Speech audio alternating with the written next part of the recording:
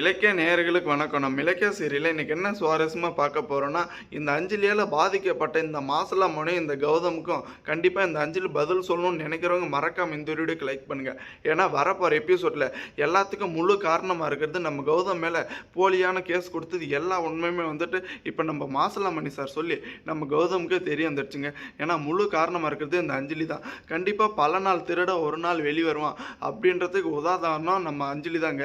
எப்படியாச்சும் நம்ம இலக்கியாவை வீட்டை விட்டு வெளியேற்றிடணும், கௌதம் யூஸ் பண்ணிட்டு இருக்கிற இந்த மொத்த சொத்து பத்தம் நம்ம கார்த்திக் பேருக்கு வந்துடணும் அப்படின்ற ஒரு நோக்கத்தில் தாங்க இவ்வளோ கீழ்த்தரமான காரியத்தை எல்லாத்தையும் நம்ம அஞ்சலி பண்ணிட்டு இருக்காங்க.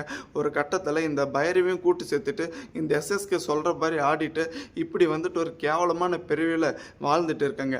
இந்த எல்லா உண்மையுமே இப்போ நம்ம மாசிலாமணி சார் சொல்லி தாங்க நம்ம கௌதமுக்கே தெரிய வருது. மாப்பிள்ளை நீங்கள் ஃபஸ்ட்டு தூக்க வேண்டியது, ஃபஸ்ட்டு இந்த கோர்ட்டில் நிப்பாட்ட வேண்டியது இந்த எஸ்எஸ்கேவில் அஞ்சலியை. ஏன்னா அந்த அஞ்சலி தான் எல்லாத்துக்கும் பக்கபலமாக இப்படி ஒரு காரியத்தை பண்ணிட்டு இருக்காங்க. கார்த்திகை கடத்தினது இந்த எஸ்எஸ்கே தான். இந்த ஒரு உண்மை எல்லாருக்குமே தெரியும். ஆனால் கார்த்திக் இது தெரியாது. கார்த்திக் இப்போ இருக்குன்னு நினச்சிட்டு இருக்கான் நீ தான் கடத்தினேன்னு. இந்த அஞ்சலி கூட தெரியும் அந்த எஸ்எஸ்கே அந்த தக்ஷசின்னு தான் கடத்தினான்னு. ஆனால் அந்த ஒரு உண்மையை மூடி மறைச்சிட்டு உன் மேலே பழிய போட்டுட்டா. அப்போவே தெரியாதா அவள் எதுக்காக இப்படி இவ்வளோ சைலண்டாக இருக்கான்னு. உங்களுடைய மொத்த சொத்து பார்த்தோம் இந்த கார்த்திக் பேரில் இந்த அஞ்சலி பேரில் மாற்றிட்டீங்களா கண்டிப்பாக அவங்க சந்தோஷமாக வாழணும் அப்படின்ற ஒரு நோக்கத்தில் தான் இருக்காங்க. ஆனால் இந்த எஸ்எஸ்கேயோட சுயரூபம் தெரியாமல் ரொம்பவே முட்டாள்தனமாக இந்த அஞ்சலி ஏமாற போகிறா. ஏன்னா இந்த எஸ்எஸ்கே இருந்துக்கிட்டு கண்டிப்பாக ஒரு கட்டத்துக்கு மேலே இந்த அஞ்சலியும் விட்டு வைக்க போகிறதில்ல அப்படின்னு எல்லாருக்குமே தெரியுங்க. ஆனால் எதுக்கு தான் இந்த அஞ்சலி இவ்வளோ கீழ்த்தரமாக இப்படி ஒரு காரியத்தை பண்ணிட்டு இருக்காங்கன்னு கொஞ்சம் கூட புரியல.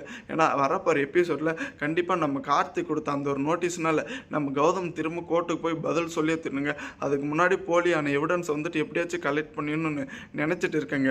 ஒரு பக்கம் பார்த்தீங்களான்னா நம்ம கௌதம் மேலே போலியான கேஸ் கொடுத்துட்டு இந்த நாகு ஜெயிலுக்குள்ளே போனோம். நான் இன்னும் வெளியே அடக்க முடியல.